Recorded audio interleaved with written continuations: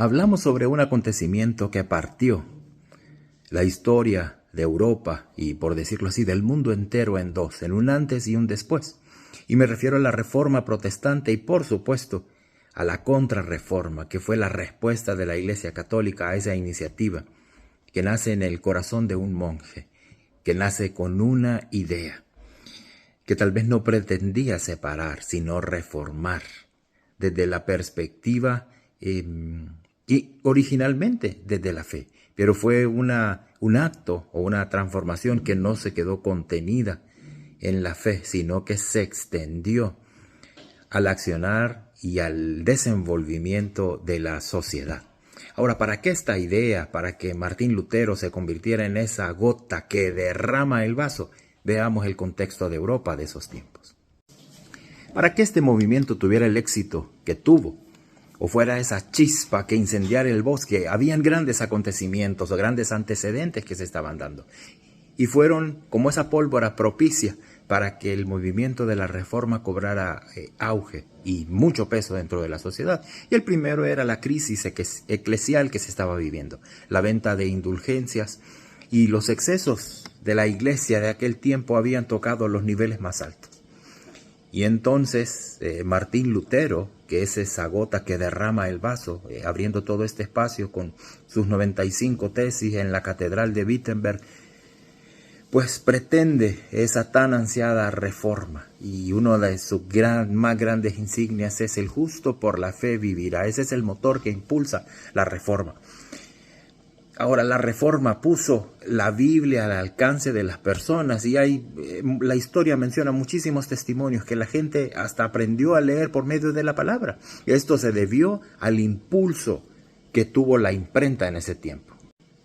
Y es así como el protestantismo se extiende a lo largo de estos países europeos, en muchos que lo abrazaron como un plan para desarrollar la nación. Por un lado, el luteranismo, siguiendo esos principios de Martín Lutero, estableciéndose, expandiendo el imperio hacia Alemania y muchos países escandinavos, y por el otro lado el calvinismo, que en su expansión se centró en Suiza, Escocia, en Países Bajos y en gran parte de Francia. Por un lado el luteranismo pues fue la dependencia de los príncipes, la paz con Augsburgo en 1555, y por otro lado el calvinismo pues fue esa resistencia activa a la tiranía y catalizador de muchos movimientos independentistas. La mezcla del fervor religioso, los intereses territoriales y las luchas dinásticas desembocaron en las guerras de la religión, con varios resultados. El primero fueron las divisiones políticas. El Sacro Imperio se fragmentó entre católicos y protestantes, desembocando en las guerras de Esmalcada. En Francia, la guerra de los hugonotes también desangraron el país hasta el Edicto de Nantes en 1598. Hubo persecuciones, los anabaptistas fueron perseguidos por católicos y protestantes, igual debido al rechazo al bautismo infantil y a la autoridad civil.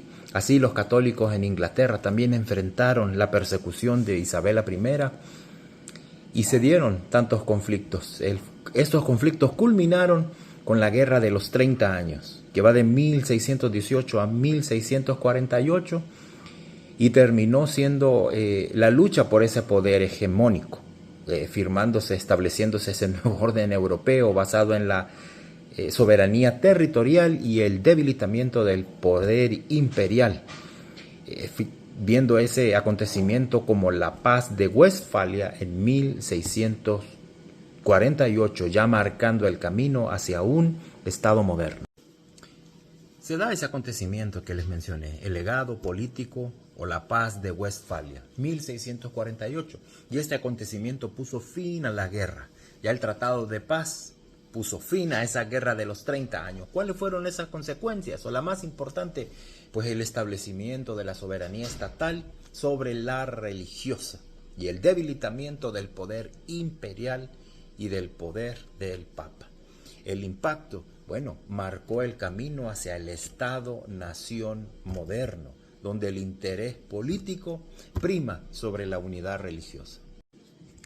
La Iglesia Católica tuvo una respuesta a la Reforma Protestante, y la respuesta fue la Contrarreforma, a través del Concilio de Trento de 1545 a 1563. Y en el Concilio de Trento se estableció que la autoridad era la Escritura y la tradición, a diferencia de la Reforma Protestante, donde la Escritura o la palabra de Dios tenía la primacía. Aquí tiene igual peso la Escritura y la tradición.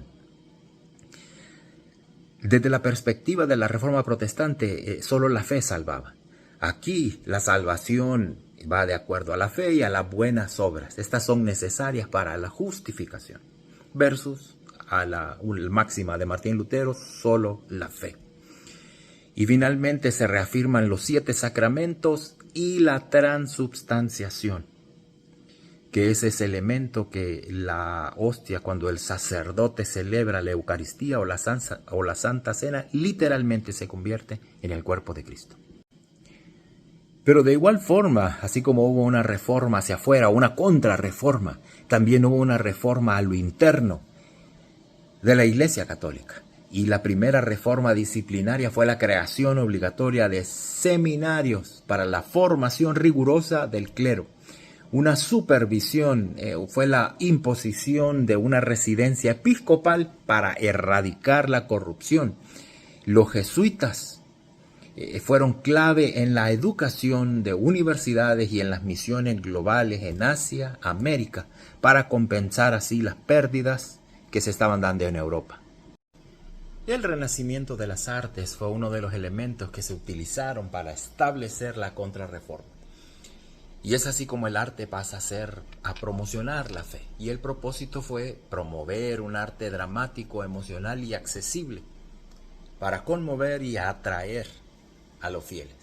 El mensaje era reforzar las doctrinas negadas por los protestantes y enfatizar pues el culto a los santos, a la Virgen y a la presencia real.